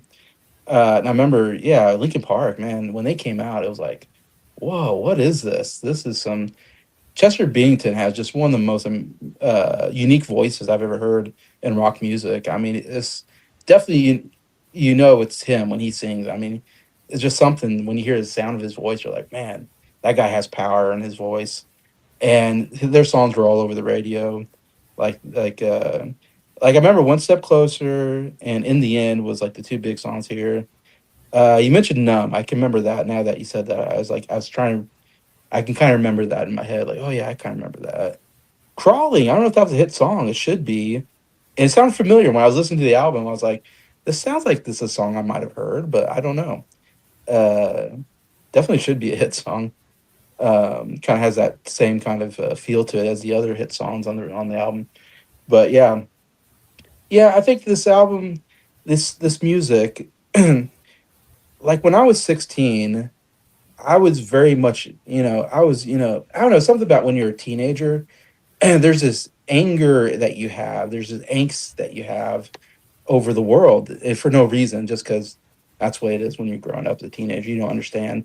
When you become an adult, you kind of you're like, oh, none of that really mattered. Why was I so angry when I In was the a end, it teenager? doesn't even matter. No, none of the stuff I was angry about really mattered. At the time, it felt like it mattered. So I don't know. That's why I was a teenager. I'm guessing we all go through that as teenagers. We go through an anger, maybe have some anger issues or something. And even I had that. I was angry as a teenager, I wasn't the popular kid in school. I was turned down by girls, I had stuff to be angry about. Uh, I didn't play varsity on my basketball team, stuff like that. It doesn't matter now, but at the time I was angry about a lot of this stuff. And I was listening to angry music at that time. My friends and I, we were listening to Limp Bizkit, Kid Rock, Corn, uh, yeah, but you wouldn't know that because that's not my kind of music now. I mean, I talked about Smashing Pumpkins. I was a fan of at the time. I was really into the hard rock, anger music. It fit me as a teenager. I don't know what it is. As a teenager, it's just like, yeah, I'm angry. This music makes me angry. I love it. Like, I don't know what it is about anger music that really reached me as a teenager. And so I say that to say this album would have fit me perfectly at that time period, I think. And like I said, I love some of these songs that I knew on the radio because of the angerness that's in there and that you felt as a kid. And I don't know, it really spoke to you as a teenager. So yeah, definitely if I was to speak to you as a 16-year-old, I'd probably say like this is one of the greatest albums I've ever heard. I'd give it 10 out of 10. I'd be like, this is so amazing. Now as a 42-year-old, I feel a little different listening to this music. Um, I don't quite enjoy the anger music as much, I think, as I did as a teenager. Um, Anyways, and I'll get into that here when I talk about the album. Uh, but I want to say that Chester Bennington, my gosh, that guy is such a good singer. He definitely makes this album. I love his voice. I love, I love that he can kind of sing a little soft sometimes, and then he belts it when he hits those belts. You know, in the end, it doesn't really matter. I mean, you're like, oh my gosh, that voice is so good, and you can tell that he's coming from a very emotional, place, and he has a lot of anger issues himself. And if you go into his history, they had a bad childhood, some bad things happened to him. He got into drug addiction and all these things. Anyways, and of course he had a lot of troubles later in life. When he died, and a lot of demons that he couldn't get past, and all this depression and all this. Boy, you feel it when you listen to this album. I tell you that. I can hear the anger. I can feel it from him. Very emotional stuff here. Paper Cup, man, this was a great opener. I don't know the song, and I thought it was a rocker. I mean, that guitar intro was so good. I love how it intros in. And yeah, it's just a rocking song, great vocals, of course, and all that. Yeah, it definitely sets a tone of like, oh man, this song is definitely heavy, heavy guitars. A definitely heavy song, heavy album. Yeah, One Step Closer. That was a song I remember. Yeah, just that, one step closer to the edge, and I'm about to break. You're like, da ba ba ba ba ba, one step closer. Yeah, that was a hit song, and I remember it being very catchy. And yeah, it has that idea of like, jumping off the edge of whatever, and so it definitely goes into that issues of troubleness. And yeah, great chorus. Love the guitar playing. It's so heavy on here. Um, with you, Point Authority, we're decent. Again, just a lot of anger. I feel like Crawling. Yeah, that song is amazing. I love the start of that. The start of the song is great. The chorus is really great. Really rocking song. And again, I love Chester Bennington here. Like it starts off like very rocking. I think they start with the chorus, like it really rocks. It's like, all right, we're going to 11. You know, it's like we're shooting off from 0 to 11 really quickly.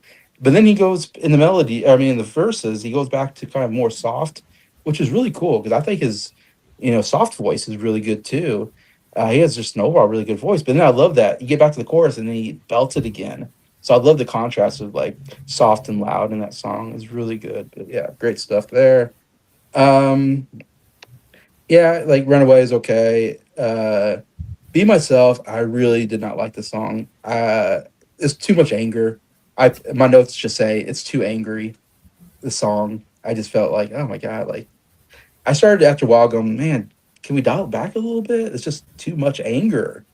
I even put that in the chat. I was like, this album's just so angry. Like I've never felt that way listening to the album, just going, man, like it definitely needs some therapy. There's some anger issues here need to be solved, obviously. Um, in the end, yeah, that's my favorite Linkin Park song, at least that I know of.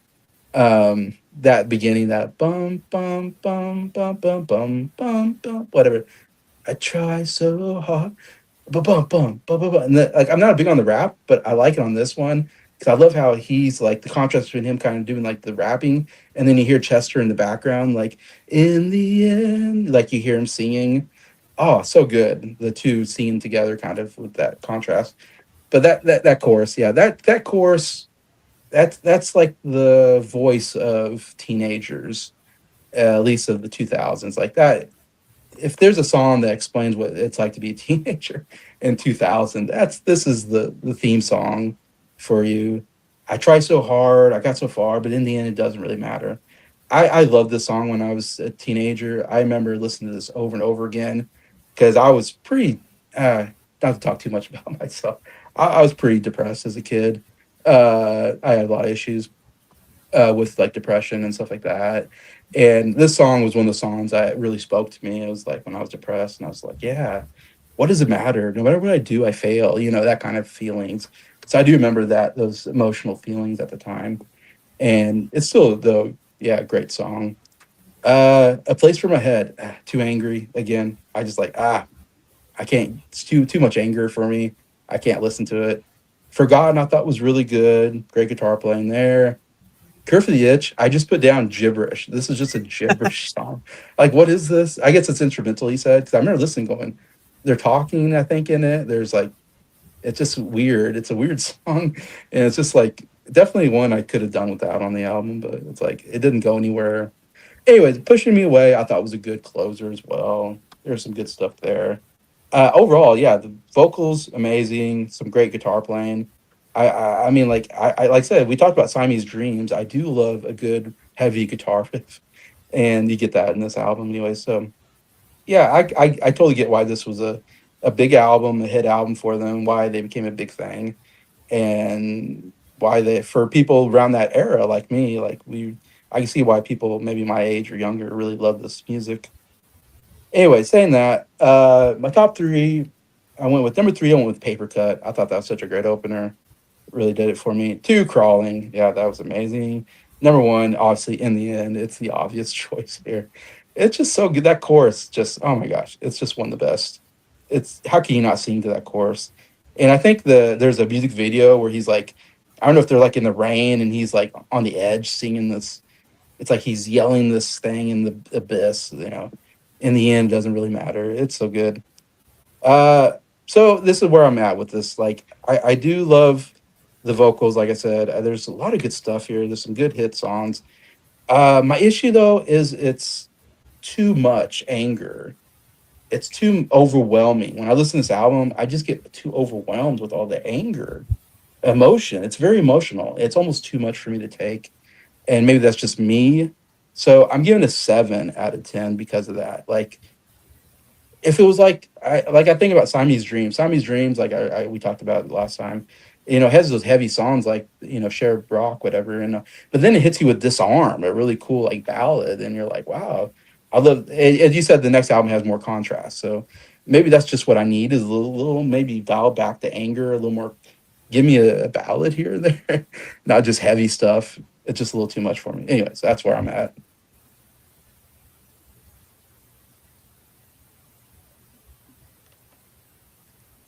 We on my All right. album now. Yeah. So you Okay. want the scores on that, Nick? Oh yeah. So I got my score. What's the score again? Sorry, I forgot to put it down. So I had 7. Then there's a 9.5, 10, and 8. 10 plus 9.5 plus. I gave it an 8. Gave it a 7. 5, 4.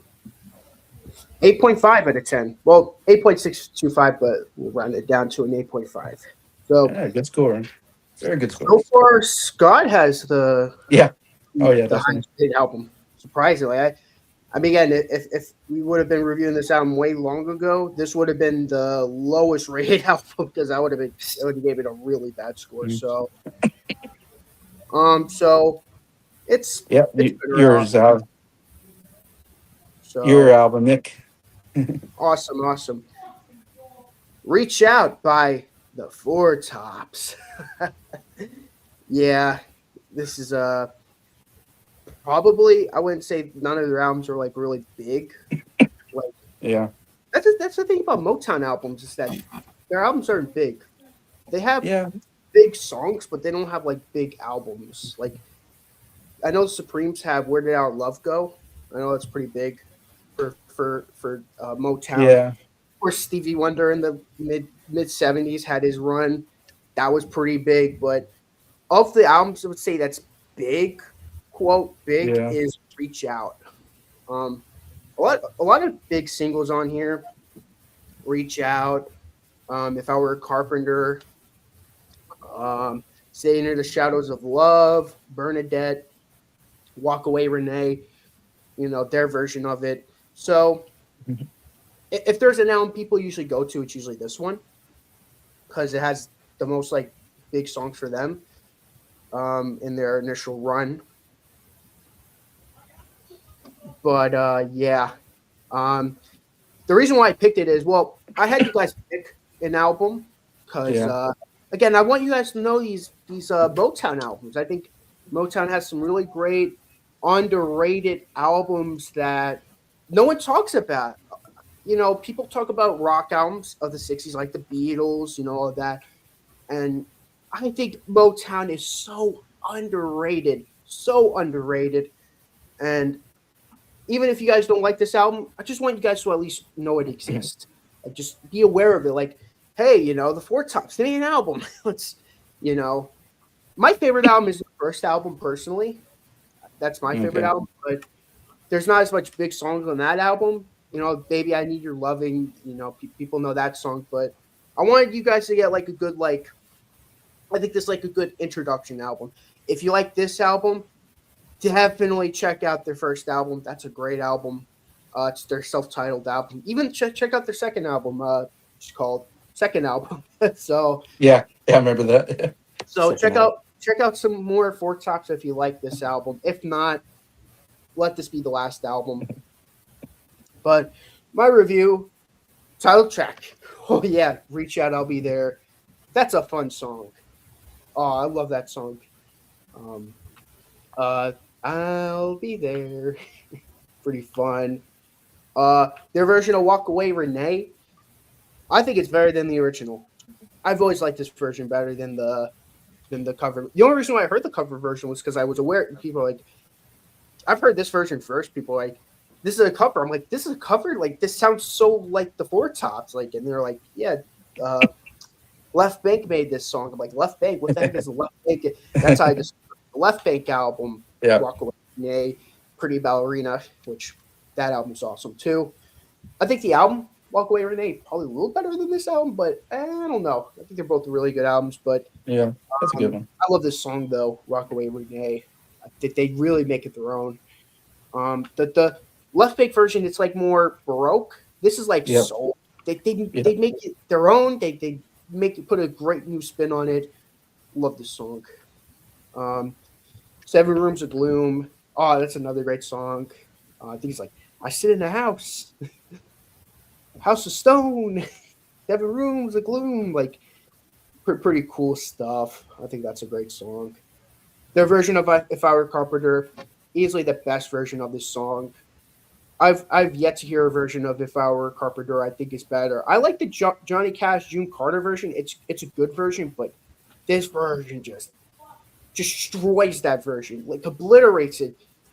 It's I was such trying a to think how I know that song. It must be the Johnny Cash I know that song from. yeah. Johnny Cash and June Carter do. I Okay. think their version might be the more known version, Maybe that's where I know it from. Yeah. but this version, I think I've always preferred this version. Again, I've heard this version first, so it's more of a bias than anything. But this version is awesome. Yeah, it's great. Last Train to Clarksville, I like their version of the song. It's not as good as the Monkees version, but I don't think Yeah. either Monkey cover is better than the Monkees version. I think I agree. but they're good though. I think they're good covers. I'm not gonna say they're bad covers, but they're good. Then you got the last song on side one, I'll Turn to Stone. Really great, underrated, deep cut on here. Side two opens up with I'm a Believer. Again, not even close to being my favorite version of the song. The Neil Diamond version is better. The Yeah, you'll Neil version is Diamond. better. If I'm going to listen to I'm a Believer, it's going to be one of those two versions. Standing in the Shadow of Love, great single. I can see why they chose this as a single. It's a great song. Same with Bernadette. That's a great song too. Another really great known. You see those you see like 5 or 6 of these songs on like a greatest hits album for the Four Tops. Again, this is why I chose this album. Their version of Cherish. Oh my God, their version of Cherish is great. Do I like it better than the Association version? No, I don't like it better than it, but I think it's great in its own way. I think it's equal to the version. Again, they put their own spin to it. It's like its own version of it. It's not like folk like the original version from the Association, but it's still good though. Wonderful Baby, really great song. And What Else Is There to Do? What Is It About You? Great song. Top 5. This was tricky for me because I really like all these songs, but I'll give you my top 5. Number 5, Bernadette. Love that song. Number 4, Staying in the Shadow of Love. Number 3, Walk Away Renee. Number 2, Reach Out, I'll Be There. And my favorite song on the album, If I Were a Carpenter. I love that song. Okay. My score, Cool. I'm going to give this a 10 out of 10. Kind of with Scott, I didn't want to pick mine as I didn't want to pick an album that I like the best, but I just really love this album. Yeah, I gave my album 10 as well. I guess we all did that except for Bryer. I don't think I gave his a 10, but Nope. But yeah, this is a really great classic Motown album, really underrated album. Here's what you guys got to say about it. all right, Bryer, what do you think about Reach Out? All right. Shout out to Japan for the CD copy. Anyway, Okay. yes, because this is not that easy to find on CD. Too bad. It's always Japan that always has the more obscure album. Well, not obscure, but stuff you won't always find on CD.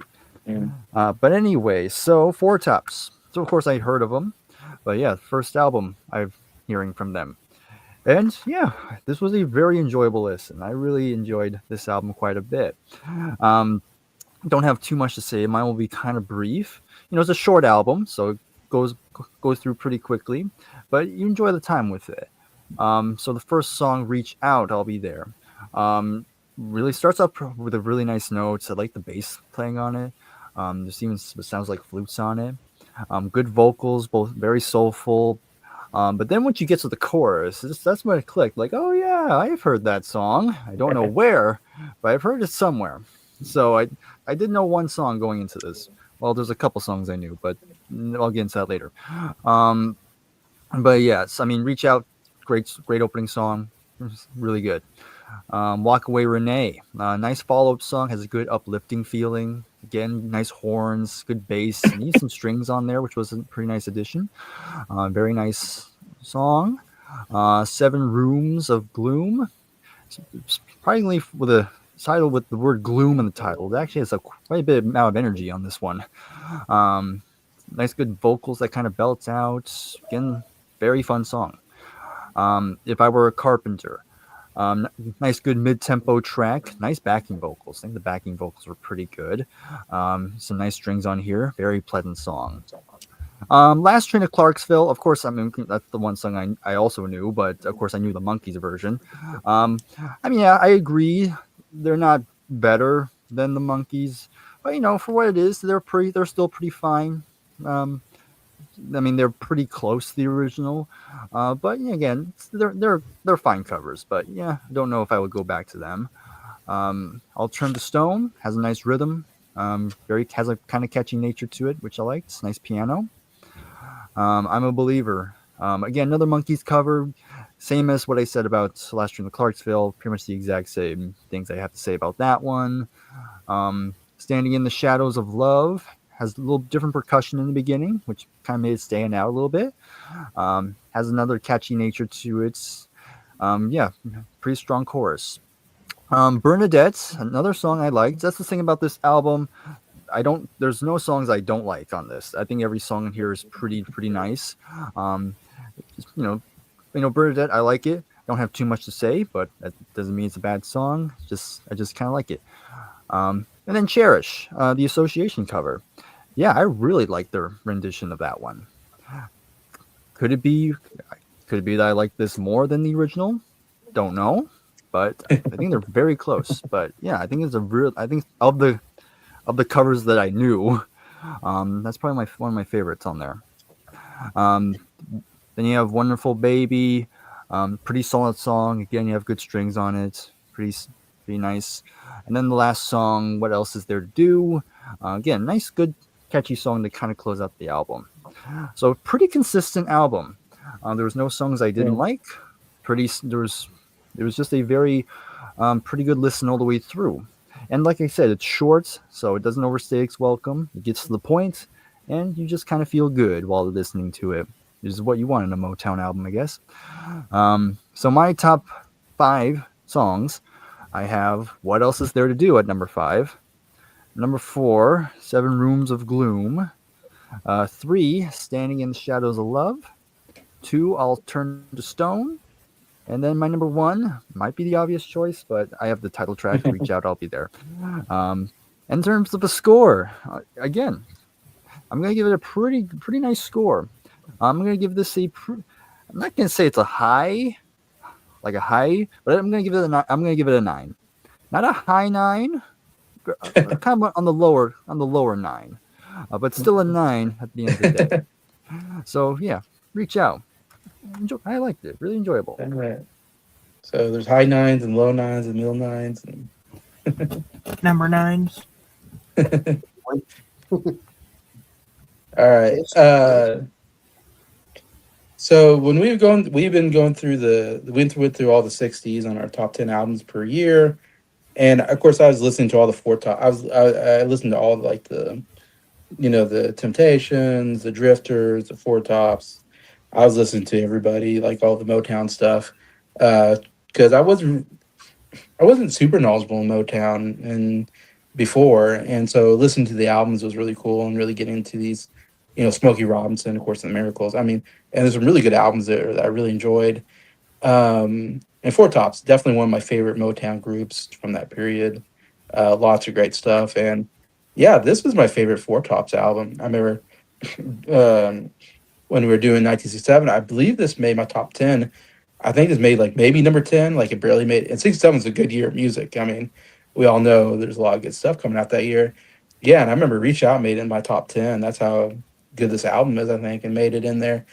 Um, yeah, it's like it obviously has the huge hit on there. but then has a lot of recognizable cover songs, which I think really make the album for me. I love their versions of these songs. I think are really good, and I just love their overall sound. Um, yeah, Reach Out, I'll Be There. That's obviously the big hit. That's an amazing song. The lead singer is so good. Oh my gosh, he really belted out on the song. I love his voice. I love when great beginning to it, but I love, when he's like, reach out to me, and he's like really like going into it. I'm like, man, I love it. That guy's so good. And besides the choruses, it's most catchiest choruses ever. Yeah, great beginning of the album.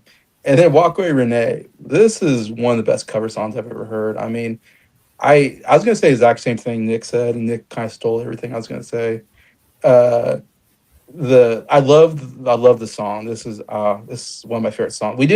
I think we did a top songs of 1967 on your channel, and this was in my top 5 or whatever songs. I can't remember of the year, or top 10 or whatever it was. So yeah, this is definitely one of my favorite songs from the Left Bank. I love the Left Bank's version. It's broke. It's probably the best broke song ever. They that I just love that chorus so much. Like once I hear that song, it never leaves my head. I just keep thinking about that chorus.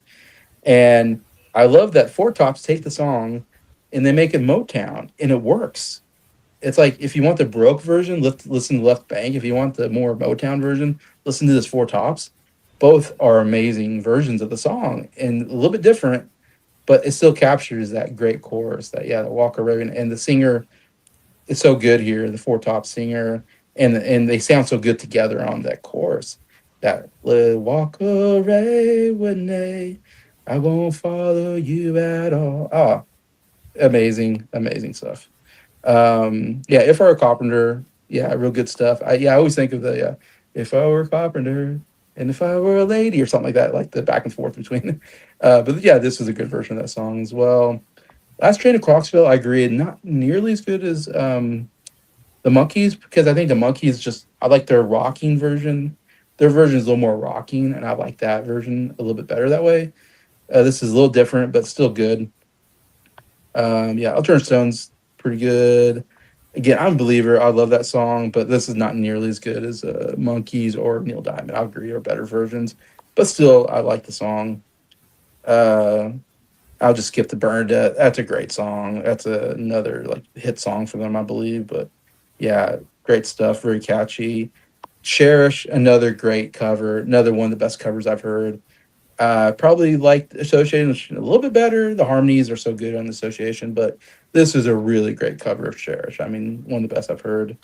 And the last 2 songs are just okay, but yeah, definitely you got some great highlights here. One of the best Motown albums I've ever heard, maybe my favorite. And I'll go with my top 3 favorite songs. My number 3 is Cherish. Number 2 is Walk Away Renee. Yeah, those 2 songs, man, like you said, I think it's about as good as the original. And it's so hard to do that. And number 1, it's got to be Reach Out. I mean, come on. That song is so iconic to the Four Tops. Amazing stuff. And I'm giving this a 9 out of 10. It is a great Motown album. All right. The Four Tops, Reach Out. First off, let me just say, Levi Stubbs, crazy good voice. Yeah. Very underrated too. I don't hear a Mm. lot of people mention him when talking about great lead singers, but he very good lead singer. Um, very evident right out of the first song on the album, "Reach Out, I'll Be There." That song was awesome. I loved that one. Interesting key change in there as well, which I thought was good. Their cover of "Walk Away Renee." I do like the original by the Left Bank a bit more, but this was pretty close. I thought they did a really good job with it. The only thing is, and this is one of my biggest complaints, if you could call it that, about this album is I like Levi Stubbs' voice, but I don't feel like the harmonies are quite there on here. Like I guess I want to hear him, but not like I don't know. Whenever they all sing at the same time, the harmonies just I don't know. It didn't really work for me as much. I do love it when Levi Stubbs like belts it out, and he definitely does here. Seven Rooms of Gloom is another one where he was just like belting it out, very powerful vocals on there. Same with If I Were a Carpenter. Great vocals there as well. I did not like their cover of Last Train to Clarksville because half the song was just them, like the other guys doing harmonies. And so, like, I thought the vocals weren't as good on that. I'll Turn to Stone was good. I'm a Believer, same thing as Last Train to Clarksville. Standing in the Shadows of Love. That song was fantastic. I had actually never heard that before, but that's probably the best vocal performance on this album. Good lyrics on there as well. I like that one. I like Bernadette. That song was awesome too. Cherish. I actually really like that song, and I'm not big on the Association. Yeah, you're not big on that. So I like this better than the Association. I like the way that they sang this one. I like the vocals, and even though I'm not big on the Association, I thought the words were pretty good. The lyrics are pretty good on this song. Wonderful Baby, that one was okay. But what else is there to do? The album closer was pretty good. Kind of have a more frantic feel to it. I like that about that. Top five. Number 5, Bernadette. Number 4, Cherish. Number 3, Walk Away, Renee. Number 2, Reach Out, I'll Be There. And number 1, Standing in the Shadows of Love. Oh, okay. And I'm going to give this an 8 out of 10. Okay, let me work up the average. So divide by 4. This averaged to a 9 out of 10. So Yeah, we got we all like the this 9 one. for me, 9 for me, 8.5 for Scott, 7 for Jason, and 7.5 for Bryer. So the scores sort of went up for each review. So Yeah, that's good. yeah, definitely more consistent for Hybrid Theory and Reach Out. The other two albums, a little more of a mixed bag, I would say, in the group. But we got we got new metal, we got Motown, we got folk, and we got power pop. I mean, we Very covered different. 4 different genres, which is what we need on these album exchanges. And I guess Of it course. just speaks to what we like as music lovers, I guess. All right, good stuff there. So we talked about our next album exchange. I guess we were going to talk about maybe what we're going to do for the next one. Who wants to go first at showing their next album? How about you, I have Bryer? mine. All right. Okay, so this one, we're going to 1972. So this is this band's 3rd studio album. The band is Fanny. And like I said, this is their 3rd studio album called Fanny Hill.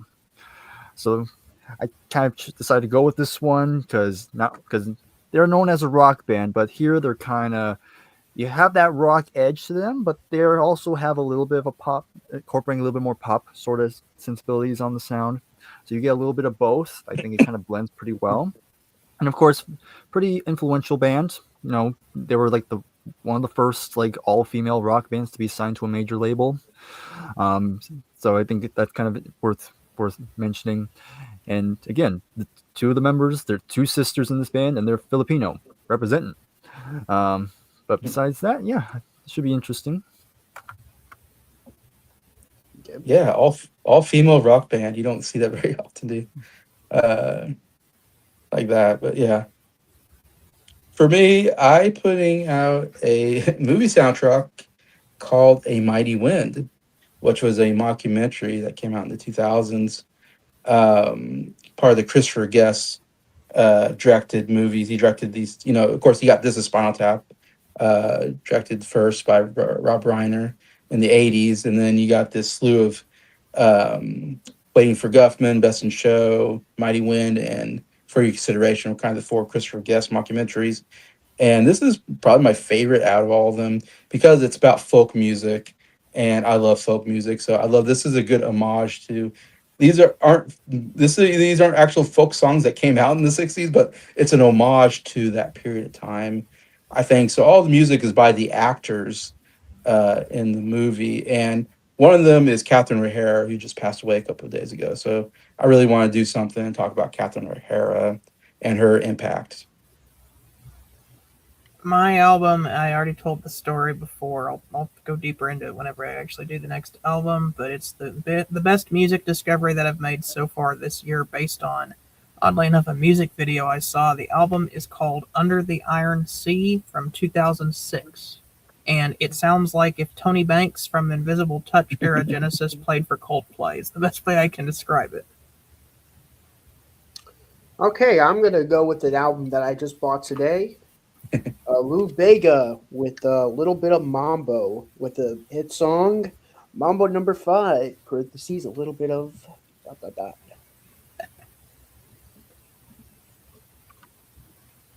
Oh, man, I remember that song coming out on the radio. 1, 2, 3, 4, 5. Yeah, it was all over the radio. I remember that. And the music video. Lou Bega? Yeah. Yeah. Okay. All right, so that's our 4 albums for next time that we're gonna have to listen to and and review next time. Anyway, so thank you so much to Bryer, Scott, and Nick for joining me again and getting to kind of talk about music and review these 4 very different albums and our thoughts on why we like them or don't like them. It's always very interesting, our takes on them. Anyway, so besides that, please feel free to talk about what you liked about these albums if you know them, or what are good albums that you think maybe would fit our music taste, compared to those albums that we put out. Just thank you for watching this video, and I hope you guys enjoyed it, and I will see you next time. Have a good week.